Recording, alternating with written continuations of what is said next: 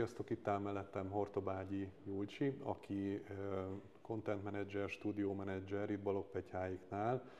Mai napon ugyanis egy egész napos képzésen, tréningen vagyunk túl, ahol az én márka és az egyédi brandépítés volt a téma, és Julcsi pedig elsősorban ennek az egész dolognak a technikai oldaláról adott elő, mikrofonok, kamerák, szerkesztőprogramok és egyebek, illetve nagyon kreatívan be is mutattad az ezzel kapcsolatos tipikus hibákat, amiket el szoktak követni a tartalomgyártók. Az első kérdésem az lenne, vagyis hát ami bennem felmerült, hogy ugye végül is minőségi tartalom előállításról beszélünk, aminek te a technikai aspektusát fogtad meg. Igen. Most akkor válasszuk külön a tartalmat, meg a technikai dolgokat. Mik azok a tipikus hibák szerinted, amire nem figyelünk? Technikai részről? Igen. Képalkotás, hangalkotás, tehát hogy itt lehet egyedül elbukni Igazából más nincs a videó. Más nincsen, de ezeknél nagyon erősen lehet zakózni. Képalkotásnál nem figyelünk oda a képarányokra, a fényviszonyokra, arra, hogy milyen a kamerának a beállítása, hogy hogyan néz ki a lencse, hogy annyit tegyünk meg, hogy letörölgetjük róla a koszt, hogy árnyékos helyen állunk, hogy rendezetlen a személy, akiről a videót készítjük, egy kicsit igen, egy a nap végén érdekes erről mesélni, hogy hogyan néz ki rendezetlenül egy személy, akiről forgatunk. Ezek a képi oldalról a technikai hibák nagyon sokszor előfordulnak. Amellett, hogy én is ilyen szempontból igyekszem maximalista lenni, tehát fontos az, hogy mondjuk egy ajánlat hogyan megy ki a cégtől, hogy vannak a betűk, a sorközök, meg az egésznek a kinézete, azt gondolom ez is bőven ide sorolható. Ez pontosan ugyanezt az igényességet tükrözi. Viszont megkérdezném azt, hogy vajon ez csak neked tűnik föl, aki ezzel foglalkozol, és egy ilyen szakmai szemmel nézed. A rossz érzet szerintem a laikusban is felmerül, csak nem biztos, hogy meg tudja fogalmazni, hogy mi nem tetszik neki. Értem. Tehát, hogy azt nem gondolom, hogy úgy nézi egy laikus ember a videókat, hogy hoppá, nem töröltette le azt a lencsét, vagy hoppá, miért vagy most ennyire koccos, hanem csak érzel egy diszkomfortot, hogy nem így szoktak ezek a videók kinézni, nem vagyunk most olyan jól megvilágítva, valami ehhez, tehát hogy itt ezt a rossz érzést, és nem ezt a rossz érzést szeretnéd, a wow érzést szeretnéd elérni. Most ugye a nézőkről, hallgatókról beszélsz, igen. De azt gondolom, hogy ezek a rossz érzések a tartalom előállítókban is megvannak, legalábbis akik nem profik ebbe. 100%-osan. Hogy én azért nem állok neki csinálni egy videót, mert biztos hülyén fogok kinézni, rossz lesz a háttér, ez így probléma, kifogás van. És azt gondolom, hogy ezek azok a pontok, amiken mindenkinek egyszer túl kell esni, amikor egyszer rájössz arra, hogy néztél ki, hogy beszéltél, hogy mi volt a háttérben, mert minden alkalommal sajnos ez a rossz érzés lesz, ezekből a rossz érzésekből lehet a legjobban tanulni, mert hogyha egyből zseniális videókat készítesz, akkor sajnos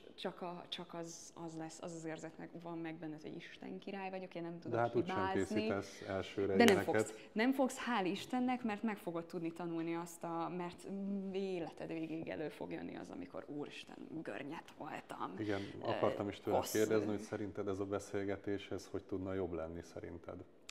Lámpával. Nagyon-nagyon sokat segítene, hogyha meg lennénk világítva, az biztosan. Hogyha lenne egy kicsit izgalmasabb hátterünk, és itt a lehetőségekhez mértem, mi most tudjuk, hogy a legjobbat választottuk ki, de ettől függetlenül ez nem jelenti azt, hogy kicsit ez a legjobb háttér valaha. Tehát, hogy az költöztetek ide. Igen, tehát, hogy itt próbáltuk ezeket az ilyen nem túl előnyös elemeket kivenni, ennek az lett az eredménye, hogy egy nagyon unalmas hátterünk lett, de legalább nem lett olyan, amiben ki lehet szúrni olyan dolgokat, amik engem egyébként leginkább az zavar, hogy szerintem nekem a tartásommal van baj, és nagyon igen, a kiállást azt gyakorolni kell. Hogy megfelelően ne görnyedjek, ne görnyedj, meg ne legyél egy karótnyált alak, hogy hogyan tudsz gesztikulálni, de ne legyél túlzás. Ez szerintem minden alkalommal, ez a gyakorlás kérdése. Folyamatosan kell tartalmakat gyártani, és mindig olyan szemmel kell nézned, hogy ez egy tanulási folyamat. Nem szabad a hibákra rámenni, hogy én ezt azért nem kezdem el, mert mit fognak gondolni. Valamit fognak gondolni, és a fejlődési folyamán ez az lenne a lényeg, hogy ez változzon. És hogy akkor csinálod jól, hogyha visszatekintesz, és 1 hónap múlva látod a fejlődést, mert akkor az 2 hónap múlva az hatványozódni fog. Akkor kell elgondolkodni szerintem, amikor 1 hónap múlva azt látod, hogy ez egyre rosszabb, akkor rossz úton jársz. De mondjuk ebből a szempontból nem rossz dolog egy külső szemlélő, vagy akár több is, aki mondjuk ért is hozzá, és könnyen felismeri a problémákat. Egyrészt igen, másrészt meg ezért jó ezt kiküldeni az éterbe, ezért kell bátornak lenni, mert ott meg fogod kapni a visszajelzéseket. Kicsit fájni fog, kicsit... De szerinted visszajelzik ezt, hogy most ez csúnya, vagy béna, vagy nem tudom? Látni fogod az elérésben. Hogy abban a pillanatban, hogy elkezdesz fejlődni, abban a pillanatban lehet, hogy 2-szer ennyien fogják megnézni a videót, mert vagy fogják fogyasztani az elérés nagyon sok mindentől függ. Rengeteg tartalomtól, meg kivel beszélgetek, stb. Természetesen. Én nem is ezt állítom, hanem azt, hogy ahogy javulsz, ahogy fejlődsz, ahogy kreatívabb lesz a tartalmad, úgy több embert fogsz tudni megfogni. Úgy, ahogy az előbb mondtam, meg kell találni azt a wow érzést, amit te másoktól látsz és szeretnéd, mert az mind a profizmusnak valahol valami kis csírája. Szépen bevilágított, jó technikával forgatott, kreatív ötlet, aktuális, izgalmas téma, 1000 összetétele van, ne azon az alapon csúszson el, amit nagyon könnyen ki lehet küszöbölni azzal, hogy van egy jó technikai felszereltséged. Még egy olyan dolgot szeretnék tőled kérdezni, említetted, hogy te foglalkoztál azért marketinggel is, nem csak itt a technikai dolgokkal, sok-sok éven keresztül, külsősként is, cégeknek is, és nekem mondjuk így cégvezető vagy cég oldalról általában azok a benyomásaim vannak, és én is beleestem ebbe a hibába, hogy hát fizessünk valamennyi pénzt egy külsősnek, majd ő leveszi ezt a terhet a vállunkról, ő biztos megcsinálja ezt a dolgot profin. Mit gondolsz te erről? Ugye a külsős is többféle lehet. A külsős lehet egyetlen egy személy, aki de mondjuk egy olyan külsős, aki te vagy, aki mindenhez is ért, és mondjuk nagyon-nagyon jó. De én nem vagyok a cégnek a része. És ez miért probléma? Nem probléma, időt kell adnotok. Tehát, hogy meg kell találnotok azt az embert, aki szeretné érteni azt, amivel foglalkoztok, és nem csak a tartalomgyártáshoz ért.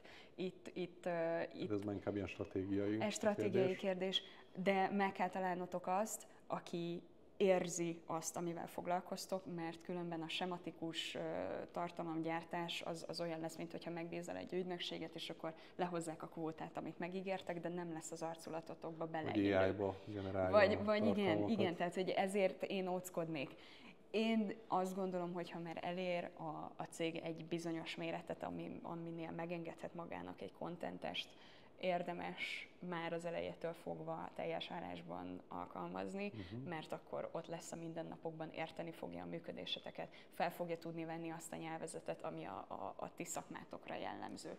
Ha ez külsőssel van megoldva, aktuális éppen ilyen-olyan ingázásokból esik át az egyszer ilyen cégnek dolgozik, egyszer olyannak, akkor sokkal lassabban, el lehet érni ugyanazt a minőséget, csak lassabban fog hozzászokni a szervezeti működéshez, mint akkor, hogyha ő folyamatosan igazából jelen van. A kérdésembe burkoltam, benne volt az is, hogy működhet-e a marketing vagy a tartalomgyártás az első számú vezető nélkül egy cégben.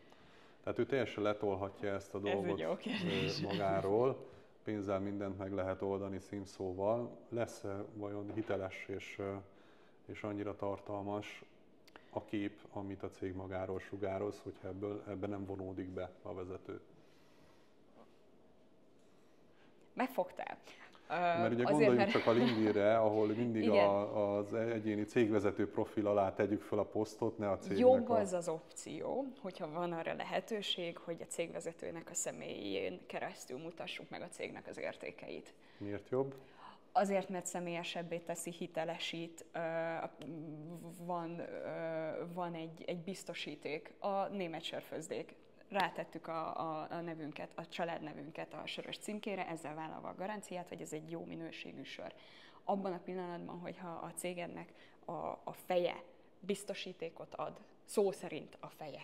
Tehát, hogy látjuk az arcát, és nem csak az eszmei fejéről beszélünk, akkor az egy biztosítékot ad, hogy ő egy hiteles ember, aki sok mindenkiért felel, aki kiáll a saját terméke, szolgáltatása mellett, és nem csak bingizik, hogy hát... Azért az azt is gondolom, hogy ez visszafele is igaz, hogyha a cégvezető arcát adja a contenthez, a content sem lehet ugyanaz, Mint hogyha nem adná. Egyértelmű, és szerintem amúgy nem kell a kettőt feltétlen külön kezelni, hogy vagy-vagy. Én azt gondolom, hogy egészséges az, hogyha ez a kettő együtt tud fejlődni.